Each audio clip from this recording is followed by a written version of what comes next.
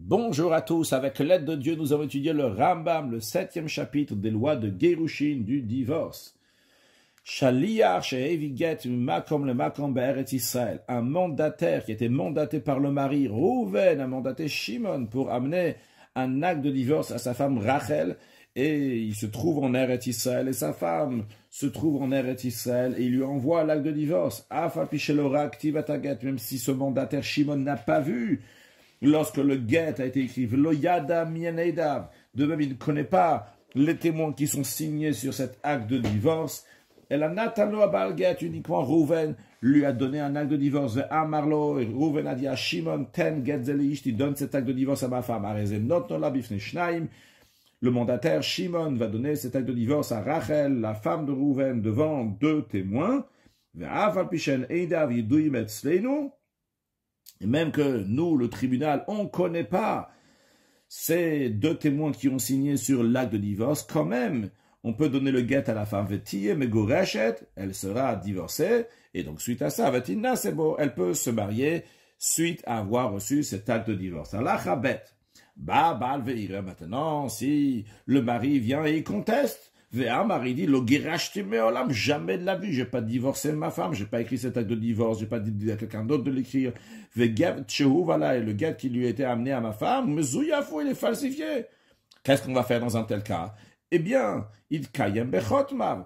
On va confirmer, on va authentifier ceux qui ont signé, les deux témoins. C'est vrai qu'on ne connaissait pas ces deux témoins lorsque le guet a été transmis à la femme. Mais il y a écrit sur le guet, Lévi et Yehuda. On va les trouver. C'est qui ce Lévi, c'est qui ce Yehuda. C'est bien leur signature. C'est des gens qui sont cachers.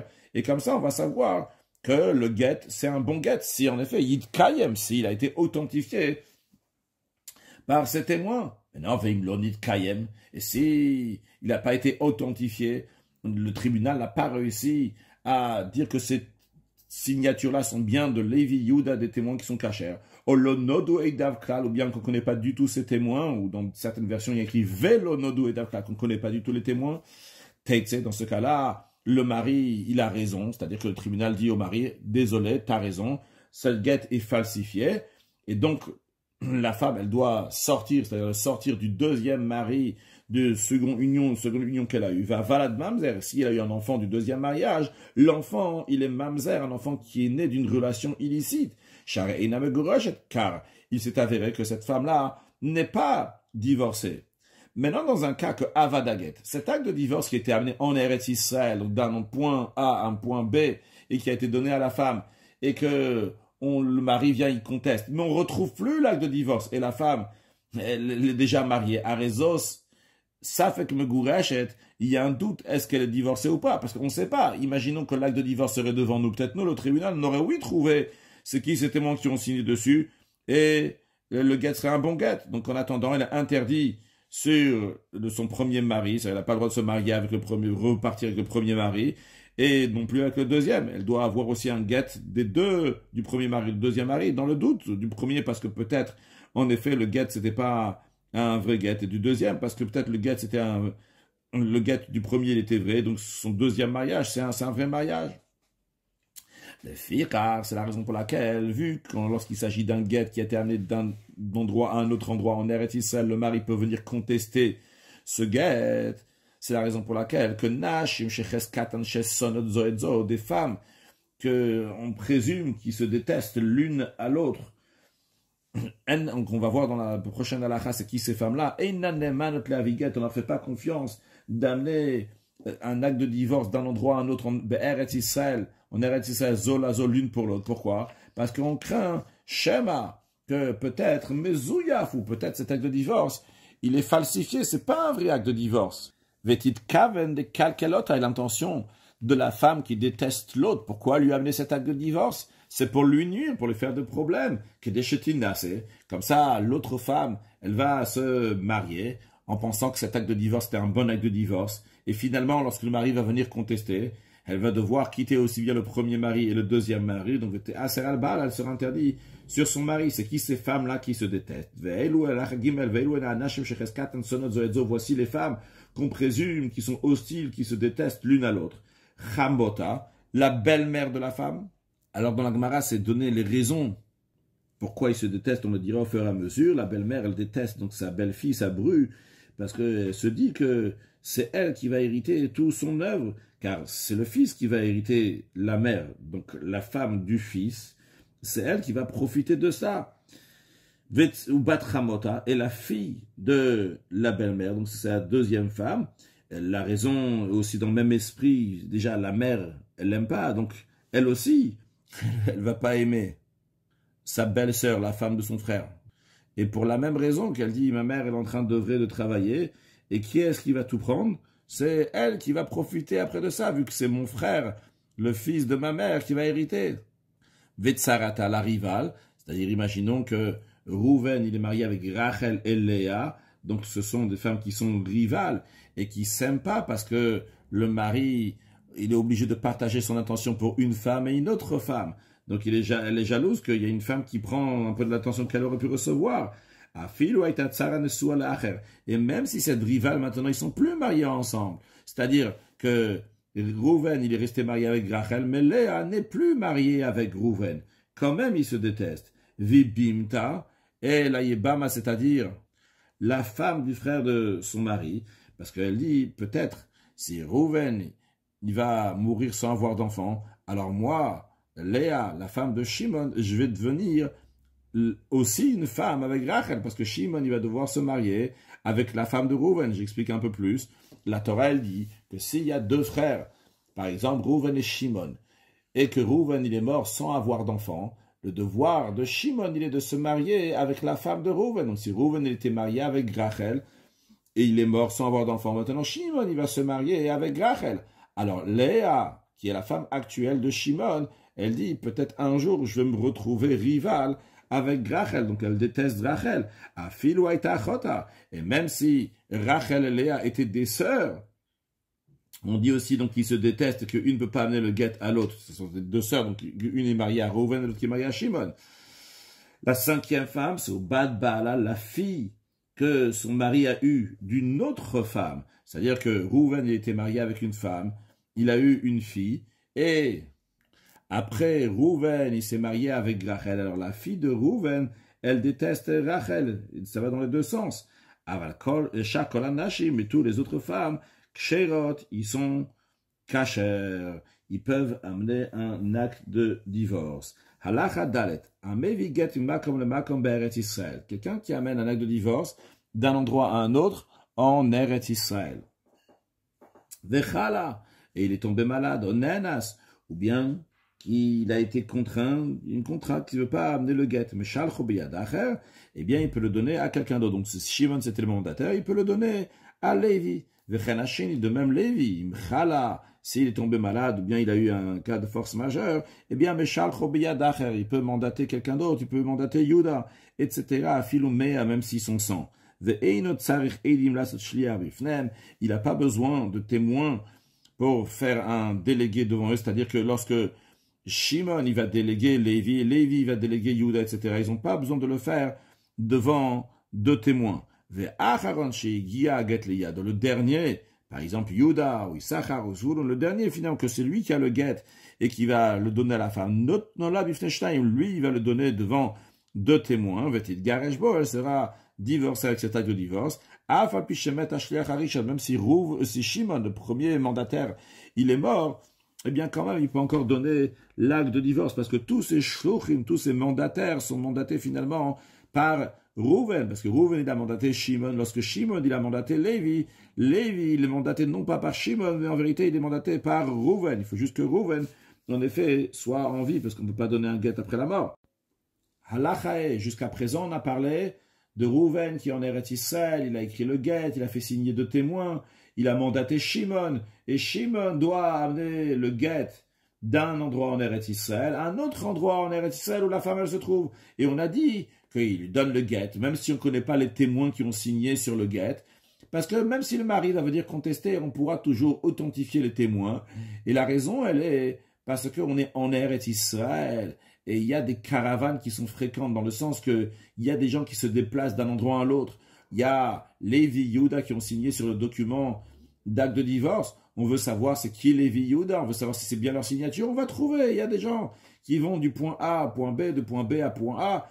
on va pouvoir trouver, on est dans Eretz Israël. Mais maintenant, Shaliach Sheviget Makom le Makom Bechutz Haaretz, un mandataire qui a amené un acte de divorce d'un endroit à un autre endroit en dehors d'Eretz Israël. Donc là-bas, les caravanes ne sont pas fréquentes, on passe pas de ce point A au point B, on est en dehors d'Eretz Israël. C'est loin l'un endroit de l'autre. Donc ça va pas être facile de trouver des gens qui vont pouvoir authentifier la signature de Lévi et Yehuda qui sont signés dessus, Omer Eretz Israël, Chutz Haaretz, ou bien qu'il a amené un acte de divorce. Son point A, c'était Eretz Israël, son point B, c'était en dehors d'Eretz Israël. Ou bien en sens inverse, mais Chutz Haaretz, Eretz Israël. Alors, si le mandataire Shimon, il se trouvait là-bas au moment où on a écrit l'acte de divorce, où l'acte de divorce il a été signé par deux témoins, eh bien, lorsqu'il arrive pour donner l'acte de divorce à la femme, avant qu'il donne l'acte de divorce, il va dire devant deux hommes, deux témoins, que cet acte de divorce, il a été écrit devant moi et il a été signé devant moi. Donc en autre mot, il est en train de témoigner que cet acte de divorce, il n'est pas falsifié. Après, il va leur donner l'acte de divorce devant ces deux témoins-là. Et par cela, donc, elle sera divorcée. Bien que on ne connaît pas les témoins qui ont signé sur l'acte de divorce. Même s'ils avaient des noms qui sont comme des noms qui ne sont pas juifs. On ne craint pas que ce n'est pas des juifs, mais c'est sûrement des juifs donc, qui ont pris ces noms-là qui ne sont pas juifs. Maintenant, si si le mari vient et il proteste, il conteste, il dit jamais de la vie, ce gâte-là il est falsifié. Bon, prête pas attention, vu que il y a ici un délégué, un mandataire qui est venu et qui a dit eh bien on lui fait confiance comme deux personnes. En effet, dans la Gemara c'est expliqué, bien qu'en général il y a une règle que lorsqu'il s'agit de notions de choses de mariage, il faut qu'il y a au moins deux personnes, qu'il y a au moins deux témoins. On fait quand même confiance ici juste au mandataire, parce que, en vérité, cet acte de divorce, il y a déjà deux témoins, les deux témoins qui ont signé sur l'acte de divorce. Quand il y a deux témoins qui ont signé sur un acte de divorce, eh bien, on considère comme si on les avait enquêtés dans le tribunal. Donc, quand il y a cette personne-là qui vient et qui dit devant moi ça a été écrit, devant moi ça a été signé, alors ça clarifie la situation. On dit ça y est, c'est bon. La personne, on fait encore plus confiance, mais c'est un plus seulement. Donc, on fait confiance à cette personne-là qui a amené cet acte de divorce. Les filles, c'est la raison pour laquelle. Même lorsqu'il y a des femmes qui se détestent, donc les femmes qu'on a mentionnées avant dans l'Acha Gimel, ils peuvent amener un acte de divorce une à l'autre, de dire que devant moi ça a été écrit, devant moi ça a été signé. Parce que ils vont pas pouvoir nuire à l'autre femme, parce que cet acte de divorce-là, c'est un bon acte de divorce. On fait confiance à ce mandataire lorsqu'il vient, il dit devant moi ça a été écrit, devant moi ça a été signé. De même un délégué qui a amené un acte de divorce en Eretz Israël. Il a dit bien qu'il n'avait pas besoin de dire, il n'avait pas besoin de dire devant moi ça a été écrit, devant moi ça a été signé. Parce qu'un délégué en Eretz Israël d'un point A à un point B dans Eretz Israël, juste il amène l'acte de divorce, il lui donne devant deux témoins, c'est bon, il n'a pas besoin de dire que devant lui ça a été écrit, devant lui ça a été signé, mais il a quand même dit. Alors le Ram me dit, c'est la même chose aussi, qu'il y a avoir Balveillard, que si le mari va venir et il va remettre en question, on va pas prêter attention. Parce qu'ici, il y a deux témoins qui ont signé dessus, et nous avons ce chaliar, ce mandataire-là, à qui on fait confiance. D'ailleurs, la raison pourquoi on fait confiance, c'est que les Chachamim, ils ont été indulgents pour compter sur un seul témoin, pour pas que la femme va rester agouna, qu'elle va rester bloquée, qu'elle va pas pouvoir se marier, si l'on dit que ce guet-là, c'est pas un bon guet. Alors on fait confiance, ce serait ici de base, il y a deux témoins qui ont signé dessus, il y a un chaliar, un mandataire qui les a vus, qui a vu l'écriture, qui a vu qu'ils ont signé dessus. Mais non, tout ce qu'on a dit jusqu'à présent, depuis Alachae, c'était si le mandataire était sur place, au moment où ça a été écrit, ça a été signé. Le Ram nous dit maintenant, si le mandataire se trouve pas là-bas au moment de l'écriture et de la signature de l'acte de divorce. Donc il ne peut pas dire, que devant moi ça a été écrit, devant moi ça a été signé. Dans ce cas-là, on ne lui donnera pas le guet. Uniquement si on va d'abord authentifier les témoins qui ont signé sur cet acte de divorce pour être sûr que cet acte de divorce n'est pas falsifié.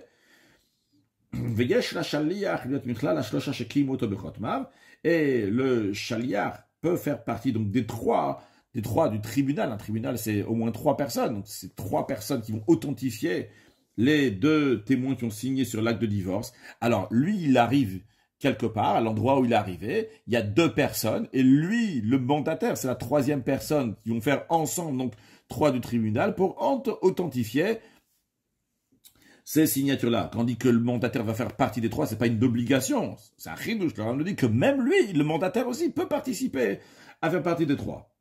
Et dans ces cas-là, une fois qu'on aura authentifié la signature, on va donner l'acte de divorce à la femme. Mais veimlonit kayem. Si le tribunal a fait des recherches, mais il n'a pas trouvé c'est qui ce Lévi et Yehuda qui ont signé sur l'acte de divorce, il ne peut pas certifier, authentifier leur signature. On n'est pas sûr que cet acte de divorce n'est pas falsifié. Peut-être il est oui falsifié. Mais malgré cela, Venatana, le mandataire a quand même donné l'acte de divorce sans faire l'authentification. Eh bien, arrêtez pas sur cet acte de divorce. Il est pas sous l'île invalide d'ordre rabbinique, Hachid Kayem, jusqu'à qui va être authentifié par le tribunal. Suite à cela, dans ce cas-là, si le mari vient et il conteste, Velonid Kayem, mais en effet, ils n'ont pas réussi à prouver que les témoins qui ont signé sur l'acte de divorce sont des témoins authentiques, cachers, et qu'ils ont bien signé. Et il n'a Mogoresh, dans ce cas-là, elle n'est pas Mogoresh. Quand il n'est pas Mogoresh, c'est-à-dire que d'ordre biblique, c'est le guet, il vaut rien du tout. Maintenant, dans un cas que Avadaget, cet acte de divorce-là qu'ils n'ont pas réussi à authentifier, il est perdu, et le mari, il vient, il conteste, il dit, moi je l'ai jamais divorcé. Eh bien, ça fait que Megourachet, on a un doute, est-ce qu'elle est divorcée? Parce que peut-être, si l'acte de divorce serait là, on aurait regardé les signatures de Lévi Yehuda, trouvé une solution et voir qu'en effet, Lévi Yehuda sont des vraies personnes et qu'ils ont bien signé sur l'acte de divorce. Mais concrètement, cet acte de divorce n'est pas là. Donc, on a un doute, est-ce qu'elle est Megourachet, divorcée ou pas? Halachachet.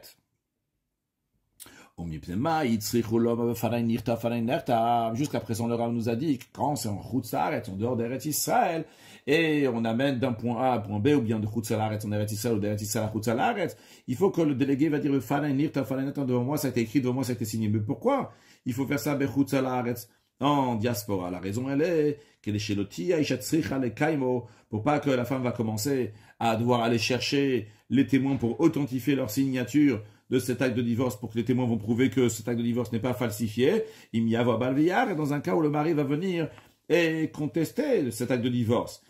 Et pourquoi on dit ça seulement en dehors d'Eretz Israël et pas en Eretz Israël? La raison elle est, parce que les témoins sont pas fréquents, c'est difficile à les trouver d'un endroit à l'autre en dehors d'Eretz Israël.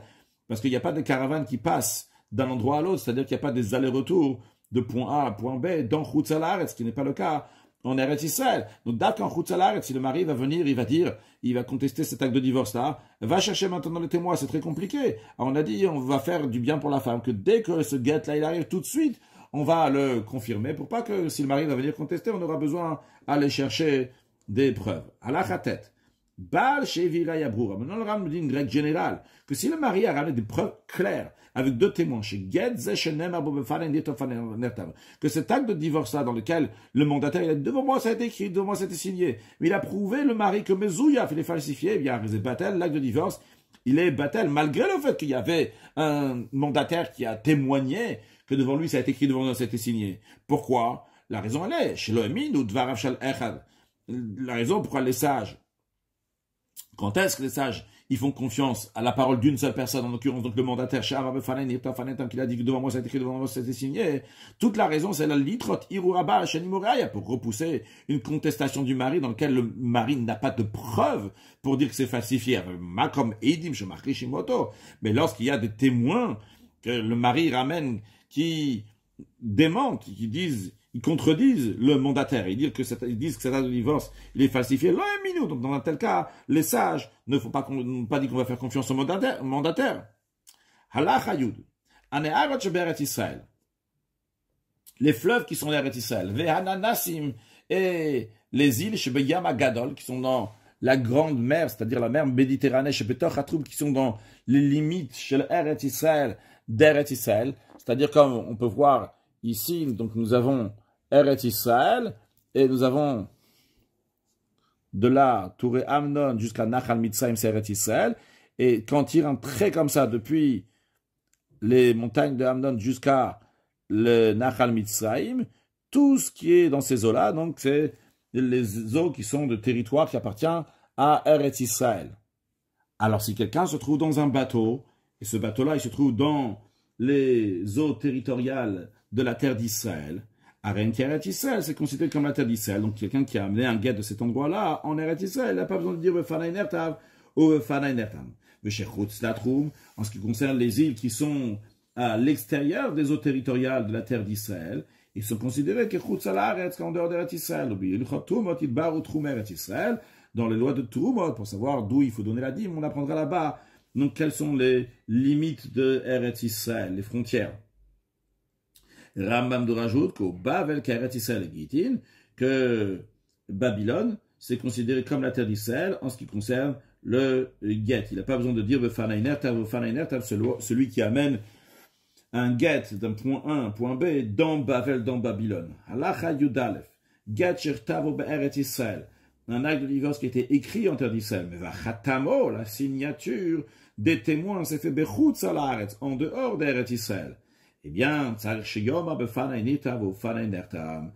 celui qui a été mandaté pour amener cet acte de divorce, il doit dire, devant moi c'était écrit, devant moi ça a été signé, vu que c'est la signature des témoins était en dehors d'Eretz Israël, c'est comme quelqu'un qui amène un acte de divorce en dehors d'Eretz Israël. Mais non, s'il a écrit en Eretz Israël, en dehors d'Eretz Israël, et il a signé dans Eretz Israël, et il n'a pas besoin de dire que devant moi c'était écrit, devant moi c'était signé. C'est-à-dire que l'essentiel c'est la signature. Voir où est-ce que ça a été signé, en fonction on va décider est-ce que c'est lié à Eretz Israël ou Chutz Haaretz. Si une partie de l'acte de divorce a été écrit devant le mandataire, et ça a été entièrement signé devant lui, les deux témoins signés devant lui. Alors, ça dépend, est-ce qu'il peut dire alors ça dépend maintenant, qu'est-ce qu'il a vu écrit? Si c'est la première partie de ce qui a été écrit à Rezé Omer, alors dans ce cas-là, il peut dire, devant moi c'est écrit, devant moi c'était signé. Même s'il y a juste une ligne qui a été écrite devant le mandataire, et cette ligne-là c'est la première ligne, il pourra dire devant moi ça a été écrit, devant moi ça a été signé. Encore plus que ça va faire le shamakol akul muskotev. Même s'il a juste entendu le bruit de la plume qui écrit, donc le début de la ligne, il a entendu du guet, il a entendu qu'on le faisait l'ishma pour cet homme, pour cette femme. Après, les témoins, ils ont signé devant lui. Il peut dire devant moi, ça a été écrit, devant moi, ça a été signé. Encore une chose, le Ram nous dit si le mandataire il a vu que bon, Rouven il a dit au sofer, au scribe, écris un guet pour ma femme Rachel, et que le sofer, le scribe a commencé à écrire l'acte de divorce, et il a fait une pause, comme ça il est parti dans la rue, dans le marché, et après il revient, il continue. Alors peut-être, après quand il est revenu, il a fini l'acte de divorce. Mais il y a peut-être de quoi craindre que quand il est sorti dans la rue, il a vu un autre Rouven, qui avait une femme qui s'appelle Rachel, et il a dit, ce Rouven qui était dans la rue, il a dit au sofer, écris-moi un guet pour ma femme Rachel. Et quand le sofer est revenu, peut-être il a écrit pour l'autre Rouven, pour l'autre Rachel. Alors Ram dit non, le mandataire n'a pas besoin de craindre que peut-être quand le sofer, le scribe est sorti dans la rue, il a rencontré quelqu'un d'autre. Que l'autre personne lui a dit d'écrire un guet pour lui, ou le Shem Ish Achektavo, et donc finalement c'est écrit pour une autre personne. Non, mais le délégué, donc il peut dire, devant moi ça a été écrit, devant moi c'était signé de la part de Rouven pour Rachel. Si le mandataire il dit devant moi c'était écrit, mais ça n'a pas été signé devant moi. Ou bien qu'il a dit devant moi c'était signé, mais ça n'a pas été écrit devant moi.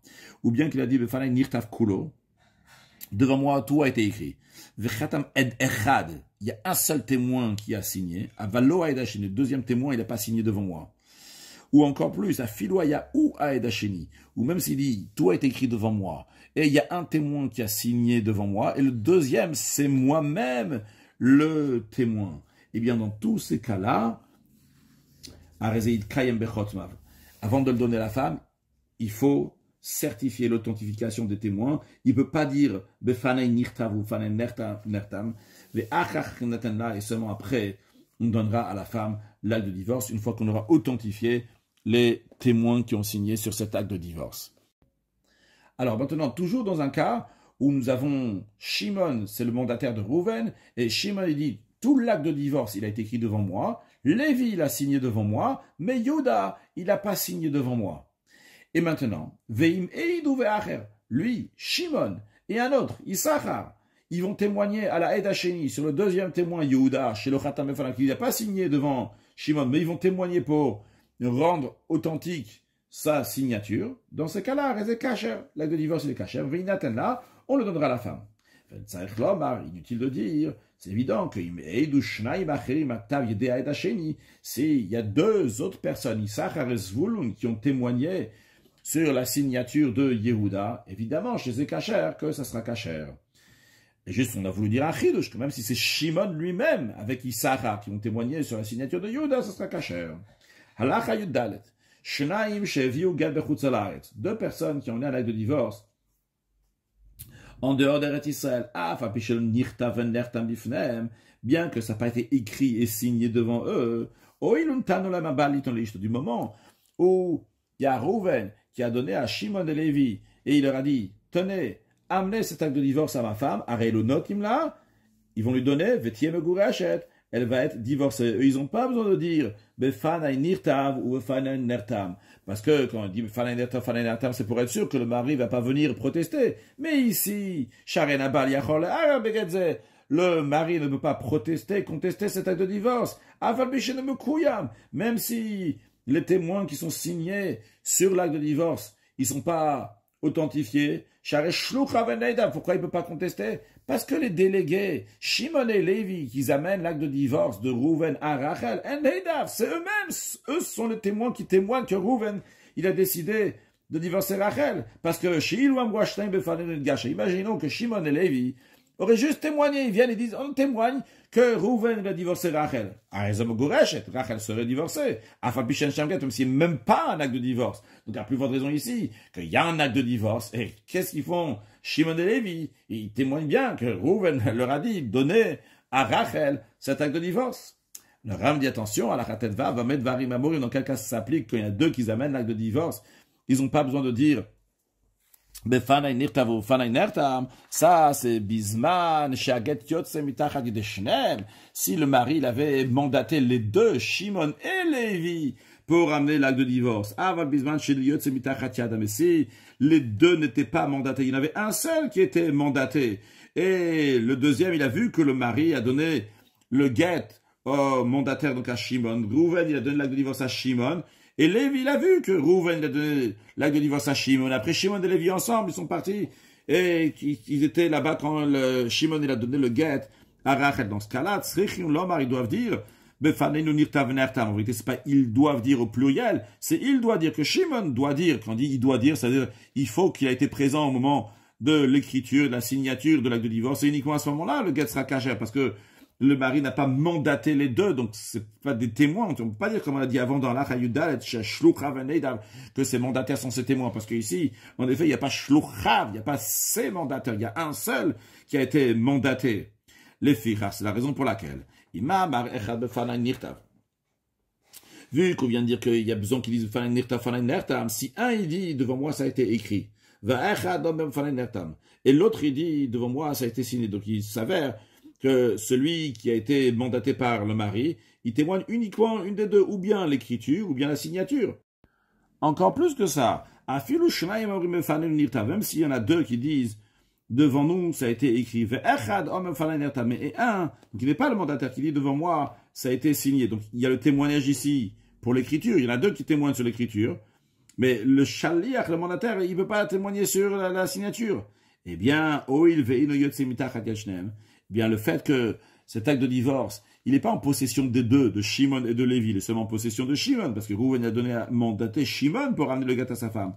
Eh bien, là, on ne pourra pas donner l'acte de divorce à la femme, jusqu'à qu'on va authentifier ceux qui ont signé l'acte de divorce. Maintenant, si un il a dit, de moi, ça a été écrit, ou il y en a deux qui disent que devant nous ça a été signé, dans ce cas-là, c'est cacher, même que ces deux personnes-là, ils sont pas mandatés par Rouven, mais ça y est, il y a des témoins, ces témoins-là qui disent que devant nous ça a été signé, c'est eux qui rendent authentique la signature des témoins.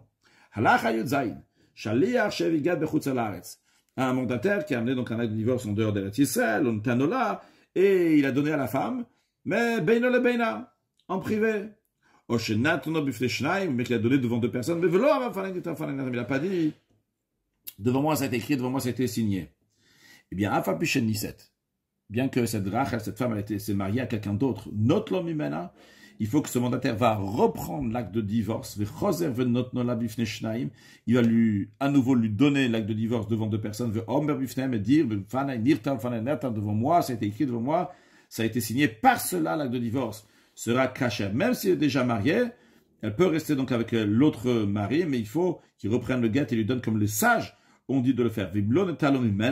Si il n'a pas repris l'acte de divorce, pas sous cet acte de divorce, il est invalide d'ordre rabbinique, jusqu'à qu'il va être authentifié par les témoins qui sont à l'intérieur, qu'on va dire, en effet, ces témoins-là, c'est bien Lévi, c'est bien Yehuda qui ont signé, et Lévi et Yehuda sont cachés. Halacha Yudchet. Netanola, si le délégué, le mandataire, il a donné l'acte de divorce à Rachel, à la femme, il est devenu muet juste avant qu'il puisse ouvrir la bouche, continuer à parler, dire qu'est-ce qu'on fait? Eh bien, il faut authentifier les signatures des témoins qui sont cet acte de divorce. Et après, on va donner à la femme. Halacha yutet. Asuma, l'aveugle. Il ne peut pas amener cet acte de divorce en dehors de Eretz Israël, parce qu'il doit dire Fanai nirtav ou Fanai nirtav, devant moi, devant mes yeux, ça a été écrit, signé, lui, il ne peut pas le dire. Les filles, c'est la raison pour laquelle, vu que le problème il est, parce qu'il ne peut pas dire devant moi, ça a été écrit devant moi, c'était signé. Imaginons un cas, ça a été écrit et signé devant lui lorsqu'il était ouvert, c'est que ses yeux, il voyait, Venistam, et il s'est fermé, c'est que les yeux se sont fermés, donc il est devenu aveugle. Eh bien, il devrait dire devant trois personnes, pas devant deux personnes, il devrait dire devant trois personnes, devant moi, ça a été écrit, devant moi, ça a été signé, et lui donne. On va voir dans un instant pourquoi de dire ça devant trois personnes, pas seulement devant deux. De même, une femme qui a amené cet acte de divorce, donc de Chutz Haaretz, et qui doit témoigner, donc devant moi, ça a été écrit, devant moi, ça a été signé. Elle a besoin de trois personnes, pour dire devant eux, devant moi, ça a été écrit, devant moi, ça a été signé. Pourquoi celui qui est devenu aveugle, il doit dire devant trois, et pourquoi la femme, elle doit dire devant trois? La raison, elle est chez l'homme. Pourquoi les sages ont dit qu'en général, un mandataire, il doit dire seulement devant deux personnes? Et la bisban, shachaliar kachar leid, aussi uniquement si le délégué, il est kachar lui-même pour témoigner. Si lui-même, il est kachar pour témoigner, charomit staref et machnaim. Dans ces cas-là, lui, il est kachar pour témoigner. Il va s'associer avec les deux autres juifs. Venim, samir talashlosh, il se trouve donc qu'ils sont trois. Et donc, il y a trois, c'est un bedin, c'est un tribunal. Chez Klim ou Gadze, qu'ils ont authentifier cet acte de divorce, Bidvarav, par ces paroles-là, donc ils sont à trois. Et bien qu'il y ait une règle que que un témoin ne peut pas devenir un juge, ça c'est uniquement dans les choses qui sont d'ordre biblique. Mais ici, c'est d'ordre rabbinique de dire donc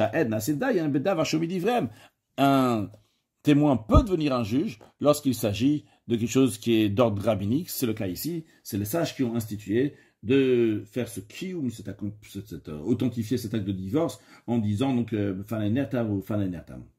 Halachachaf, chala shaliach. Si le délégué est tombé malade, nanas, ou bien qu'il a été contraint, qu'il ne peut pas amener l'acte de divorce à la femme. Alors tout à l'heure, quand on parlait d'un guet qui dans Eretz Israël même, alors la règle est que Shimon, le mandataire, il donne à Lévi, Lévi donne à Yehuda, etc. C'est assez simple. Mais ici, c'est plus compliqué parce que Shimon, le premier mandataire, il doit témoigner Befanaynirta Fanaynartam. Il ne peut pas donner après ça à Lévi. Qu'est-ce qu'il va faire? Lévi va dire Befanaynirta Fanaynartam. C'est pas vrai. Alors qu'est-ce qu'il faut faire maintenant? Il faut que Shimon, ce premier mandataire, lui, il bat le bedin. Il va aller au tribunal. Quand on dit devant le tribunal, c'est-à-dire qu'il va aller devant deux personnes, et lui, donc, c'est le troisième du tribunal, comme on vient de voir dans la lacha précédente. Et il leur dit cet acte de divorce, il a été écrit devant moi, il a été signé devant moi. Et après, ce tribunal, donc les deux autres, après le tribunal, il va donner l'acte de divorce que Shimon il avait, et ils vont le donner à Lévi. Lévi, maintenant, il Rabbi dit le dernier shaliach, qu'on verra dans la Chachafalef, il peut encore se rajouter encore plein de shluchim, de mandataires, mais le dernier, en tous les cas, imaginons que c'est Lévi le dernier, premier et dernier, donc il y a après Shimon, eh bien, il n'a pas besoin de dire que devant moi ça a été écrit, devant moi ça a été signé. Pourquoi? Parce que le tribunal a déjà authentifié cet acte de divorce. Et la Omer, c'est ce qu'il va dire, Shliach Bedin, il dit, je suis le délégué du tribunal, et il lui donne devant deux témoins. En tout cas, il ne dira pas juste il dit, je suis le délégué du tribunal. Si le deuxième délégué, Shimon c'était le premier, le deuxième mandataire c'était Lévi, lui aussi il est tombé malade ou bien et qu'il a été contraint, il ne peut pas mener l'acte de divorce à Rachel.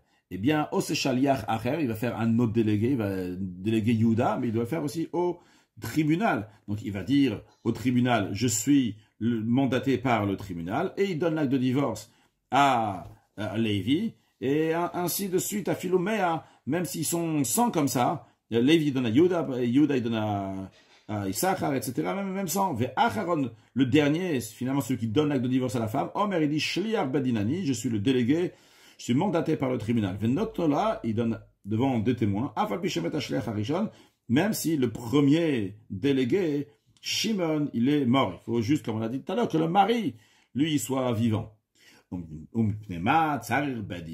Pourquoi le premier délégué, Shimon, il a besoin de nommer le deuxième délégué, le deuxième mandataire, donc Lévi, uniquement au tribunal? Pourquoi il ne peut pas faire comme on avait dit avant, les shluchim qui sont en Eretz Israël, qui délèguent juste un autre comme ça en privé?